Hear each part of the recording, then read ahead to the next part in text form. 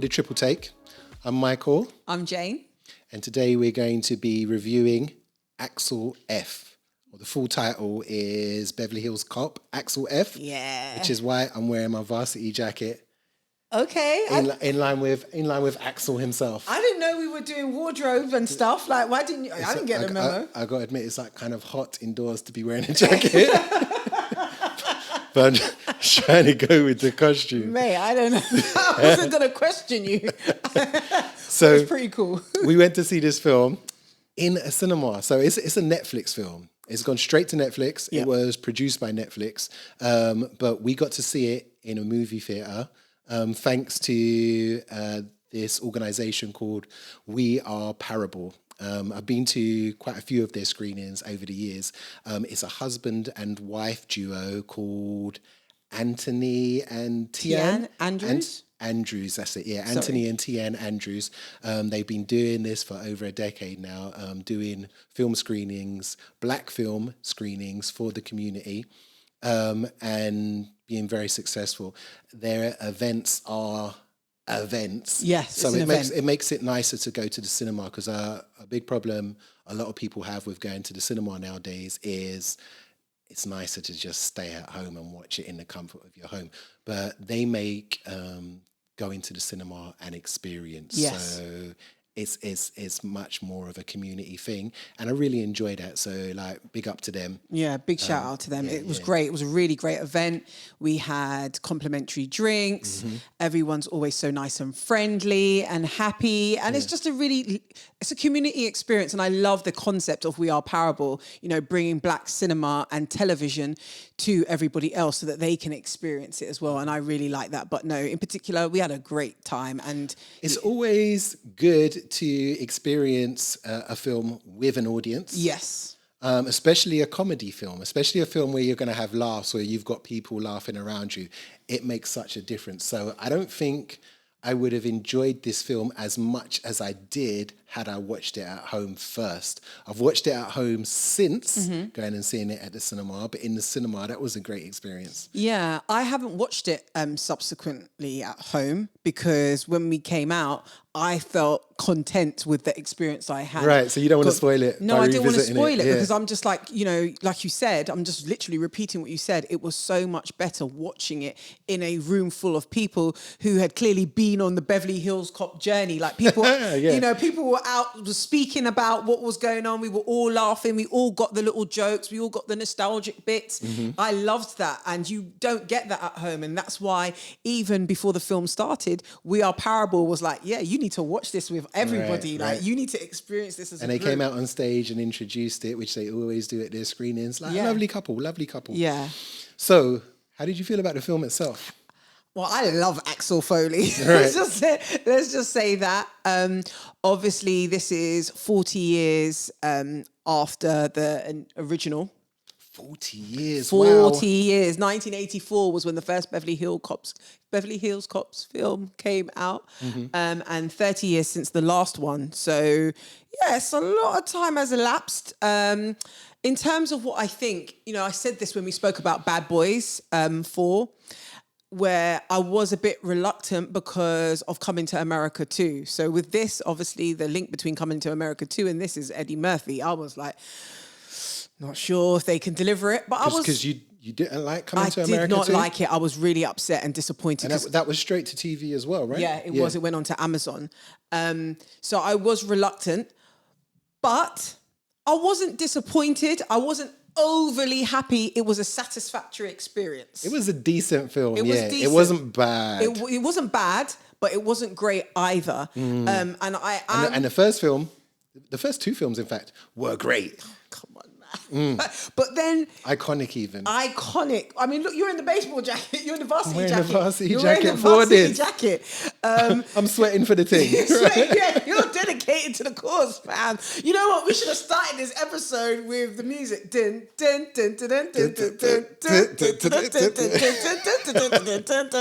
Like, that is so iconic, that music. And what I loved about this film, the one thing I really loved about it, and you and I spoke about it, was how they took that theme song and they deconstructed it throughout the film at key points. And I was like, yeah, that was dope. Yeah. And they used other music from the original film as well. So Yeah. it really had that nostalgia feeling to it. They leaned into trying to capture what they had in the first film, but I think they made a mistake in doing that. Okay, yes, like you're trying to recapture Beverly Hills Cop. Yeah. So you want to have the music because that was in Beverly Hills Cop. That was iconic. Yeah. You want to have all the car chases. Yes. That was iconic.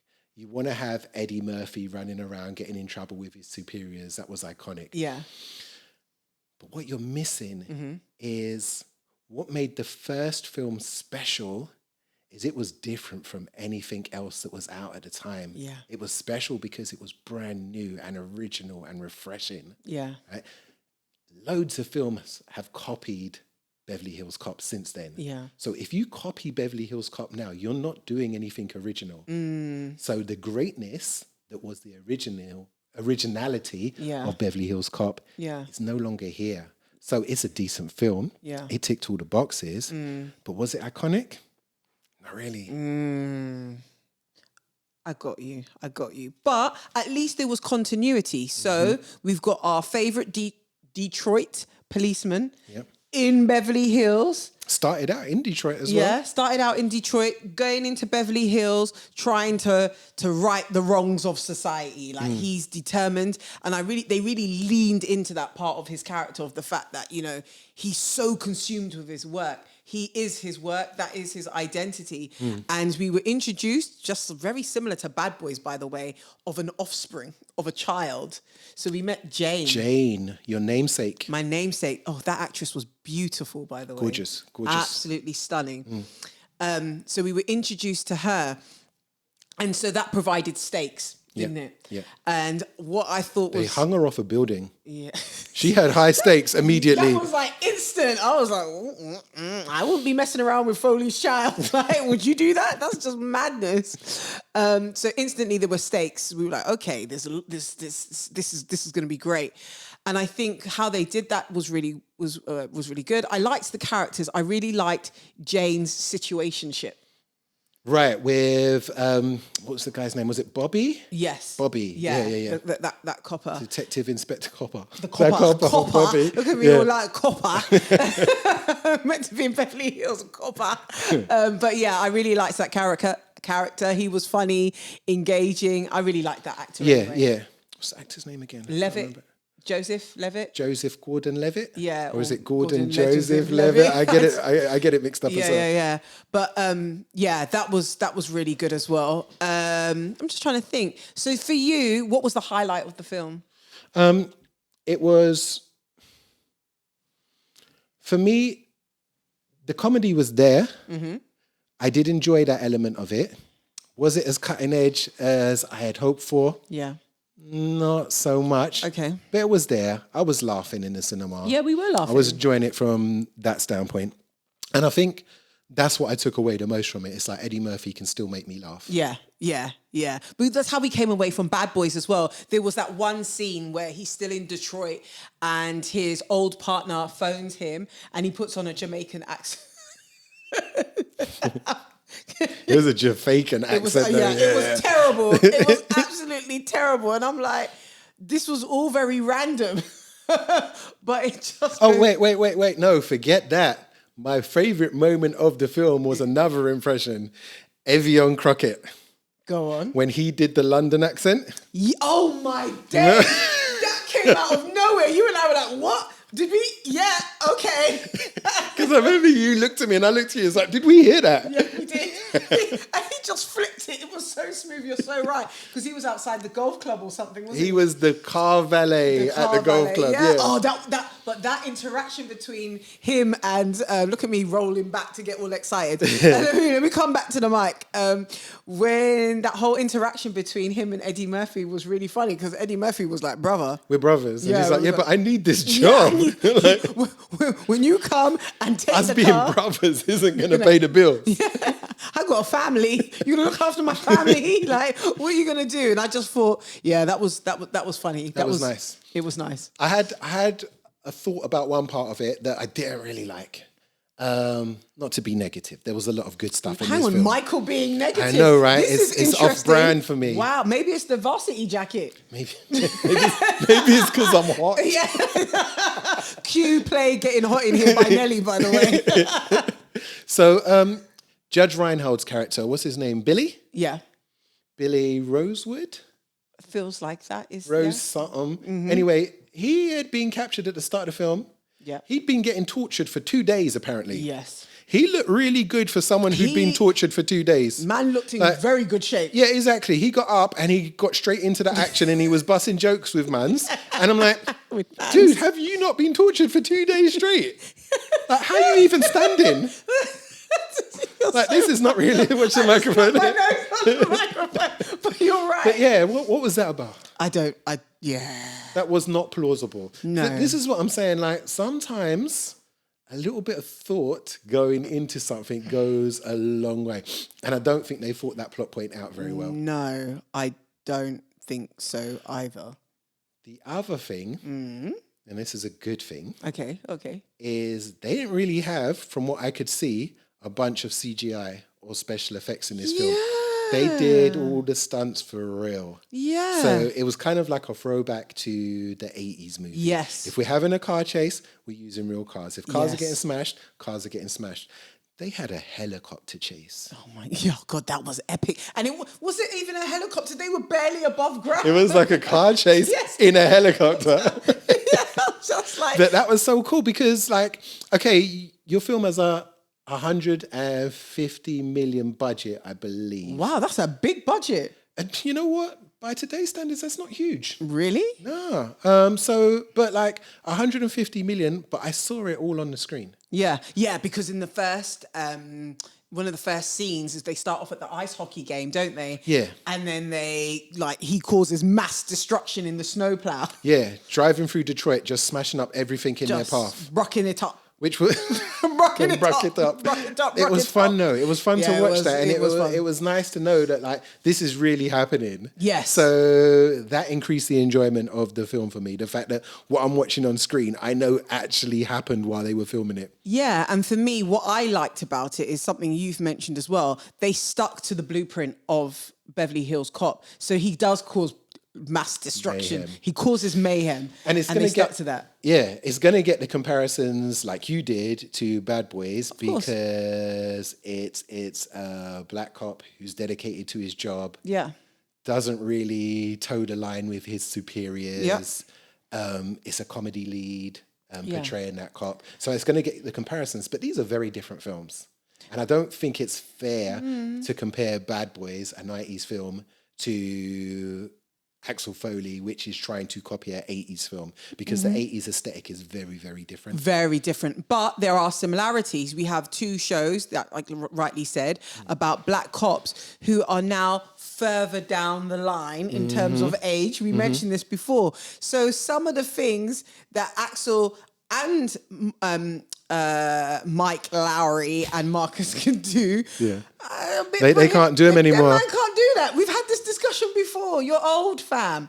So that's the only thing I can see why people are comparing that, because the very premise of Beverly Hills Cop was the fact that Axel Foley, he was about that life. He was agile. He was running. He was jumping over cars. Yeah.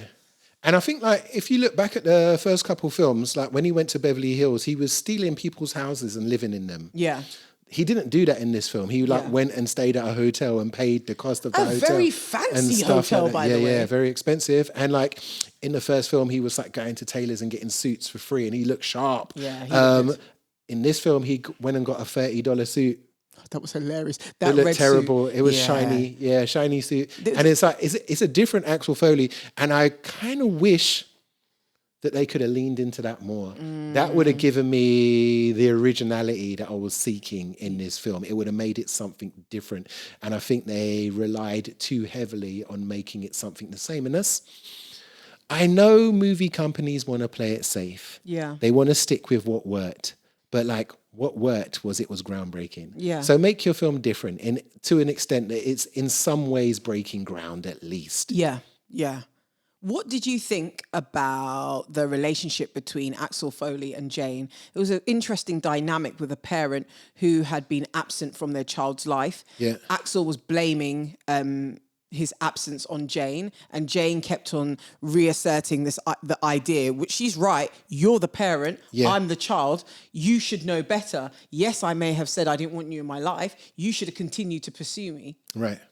But then at the end, they both kind of found a middle ground, didn't they? Yeah. And whereby he admitted his wrongdoings, she admitted she played her part in it as well, and they found a way. What I did like about the Jane and Axel dynamic is Jane was trying very hard to distance herself from being anything like her father. Yes. But towards the end of the film, you started to see that she is her dad. So there's a scene where Axel goes into a nightclub. They go there's a rooftop bar or something like that, and he tries to get in, and he starts talking, trying to gas the people on the security at the door, and it's not working like it's working in previous films. And Jane comes in, and she takes over, and she does what he would have done. So she's like her dad in that sense. Then at the end of the film, when she's being captured by the main villain, who I do want to talk about, she removes her handcuffs the same way her dad removes his handcuffs. Yeah. So she's very much like her dad, but she's trying to not be that. But that's in her. Following on from that point, she's definitely like her dad, because her dad is in the pursuit of justice. Yeah. And she's a lawyer. Yeah. You know, so I just thought, you're so right. She is trying to avoid her being like her dad. I'm not going to date cops, but yet you're working with criminals. You know, the apple hasn't fallen far from the tree at all. So yeah, that was really, really interesting. I found what I was going to talk about earlier was the villain. Yeah. Played by Hollow Man, Kevin Bacon. There you go. Kevin Bacon, brilliant. Yes, I love Kevin Bacon. Like, dude looked sharp. He was supposed to be somebody who has been taking money. He's a police officer, but he's been on the take. Yeah, he's dodgy. He looked like somebody who's been on the take. He looked very sharp. The suits, the Rolex, the shoes, the everything. Was perfect. But he was so self-assured as a villain. Even when he realized that Jane and Axel were onto him, he's still laughing with them about it. Like, you're not going to capture me. He didn't give a I'm crap. getting away with this. Yeah, he's like, I've been running the show for a while. He was brilliant, and he was very confident on screen as an actor as well. So I think that added to the believability of the villain, for me at least. No, I definitely agree. I thought that was very well casted to put Kevin Bacon in that role. Yeah, absolutely. Yeah. And Kevin Bacon is also an iconic 80s film star. Yes, he is. He's the main character from Footloose, right? Yeah, exactly. Which would have been out at the same time as Beverly Hills Cop. So yeah, similar it's time, nice to have these two 80s icons in a film together, finally. That was a nice touch. The best touch for me? Surge. Yeah, you were so happy. I was waiting for him to say Aquel. Yeah. Surge was funny. You were ready. Talking about Surge, though, that lady, the house that we went to, his realtor, she was a real oddball. What was that about? In those little shorts. Yeah. What was that about? That was a bit. She was talking about her daughter as a loser. Yeah, I was like, okay. Who's 4? Yeah, I was like, that didn't really track for me. I didn't really like that. But Surge was the highlight. I'm so glad they brought him back. Yeah, they were really focused on bringing back key elements, and they did. Yeah. They did. They brought the team back together. Yeah. So as a whole, what score would you give Beverly Hills Cop Axel F? Beverly Hills Cop -Axel F. -Axel F. You know what? It wasn't amazing. It wasn't great. It wasn't poor. It wasn't bad. It was mediocre for me, if I'm being really honest. So I guess I'll give it a 6 out of 10. However, because I saw it at a We Are Parable screening and everyone else was laughing. It made the difference. So it kind of jumps to 7.5. It pushed it up. But that was because the shared experience. Yeah. If I'm at home, I know I'm going to be like, you know what, Michael, I watched it. I wasn't really feeling it as much as I did when we went to see it at the screening. So, yeah, what about you?